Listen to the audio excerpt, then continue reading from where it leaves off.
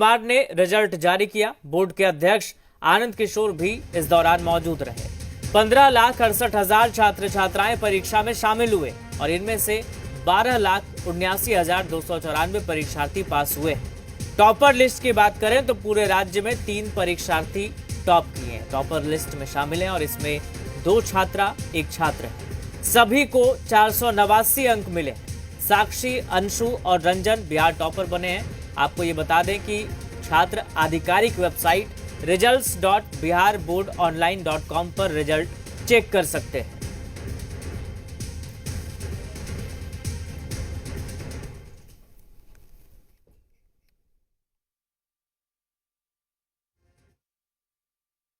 कुल 15,58,077 विद्यार्थी अपील हुए थे, जिसमें कुल 12,79,294 जो कुल संख्या का 82.11% है।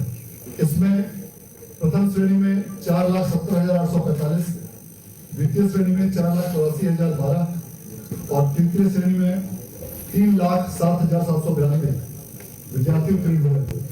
पूरे राज्य में टॉप 10 अर्थात प्रथम 10 स्थानों में कुल 123 विद्यार्थियों ने स्थान प्राप्त किया है, जिसमें 60 छात्राएं हैं और 63 छात्र सम्मिलित हैं। छात्र उत्तीर्ण हुए हैं, पास हुए हैं, उन सभी को दिल की गहराइयों से हम बधाई देते हैं और उम्मीद करते हैं कि आगे भी उनका भविष्य उज्जवल हो। सरकार उनके साथ है।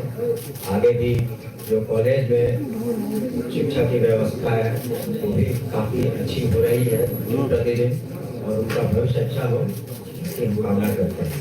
इंटरमीडिएट का रिजल्ट समय से बहुत पहले प्रकाशित हुआ, उसी तरीके से मैट्रिक एग्जाम्स का भी रिजल्ट बहुत समय से पहले 1 तारीख से मूल्यांकन शुरू हुआ था, 29 को ये पूरा हो गया है।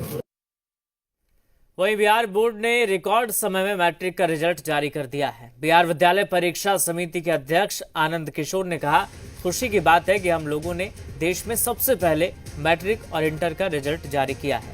नए टेक्नोलॉजी का इस्तेमाल कर हम लोगों ने काम किया है।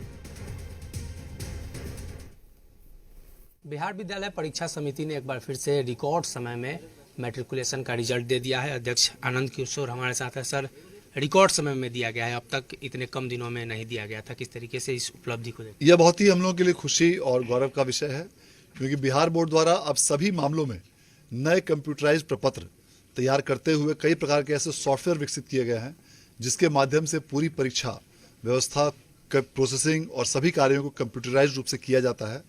कई नए प्रपत्र भी बिहार बोर्ड द्वारा विकसित किए गए हैं और इन सबों का इस्तेमाल करते हुए बार कोड और लिथो कोड के साथ पूरी प्रक्रिया को क्रियान्वित किया जाता है, जिसका कि यह परिणाम हुआ है कि लगातार 7वें वर्ष न सिर्फ बिहार बोर्ड ने देश में सबसे पहले इंटर और मैट्रिक का रिजल्ट जारी किया है, बल्कि इस वर्ष मैट्रिक के इतिहास में अब तक का बिहार बोर्ड का सबसे फास्टेस्ट रिजल्ट है और यह निश्चित रूप से हम लोग के लिए बहुत खुशी की बात है। इसके लिए मैं समिति के सभी पदाधिकारियों और कर्मियों को भी मैं धन्यवाद और बधाई देना चाहता हूँ।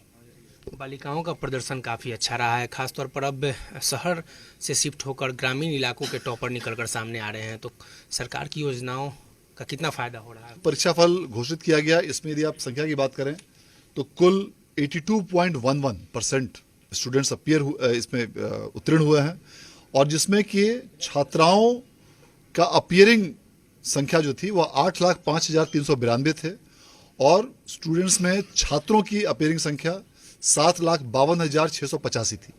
तो छात्रों की तुलना में काफ़ी बड़ी संख्या में छात्राएं ज़्यादा अपीयर हो रही हैं, उनका पासिंग परसेंटेज भी काफ़ी अच्छा हो रहा है। राज्य सरकार द्वारा बालिकाओं की शिक्षा को प्रोत्साहित करने हेतु कई महत्वपूर्ण कार्यक्रम और योजनाएं जो संचालित की गई हैं, उसका लगातार परिणाम और अच्छा प्रभाव इस पूरी शिक्षा व्यवस्था और परीक्षा परिणाम पर देखने को मिल रहा है। जिनका रिजल्ट सर सही नहीं आया, उनके लिए बोर्ड किस तरह की व्यवस्था कर रही है? जो भी विद्यार्थी आज किसी कारणवश इस परीक्षा फल में उत्तीर्ण नहीं हो पाए हों, वैसे विद्यार्थियों के लिए आगामी 4 से 12 अप्रैल के बीच आवेदन की व्यवस्था की गई है कि वे कंपार्टमेंटल परीक्षा हेतु आवेदन कर सकते हैं और वैसे विद्यार्थियों की परीक्षा को मई माह में लेने का लक्ष्य निर्धारित किया गया है और उसका परीक्षा फल भी आगामी 31 मई तक घोषित करने का लक्ष्य रखा गया है, ताकि वैसे विद्यार्थियों का 1 वर्ष बर्बाद नहीं हो।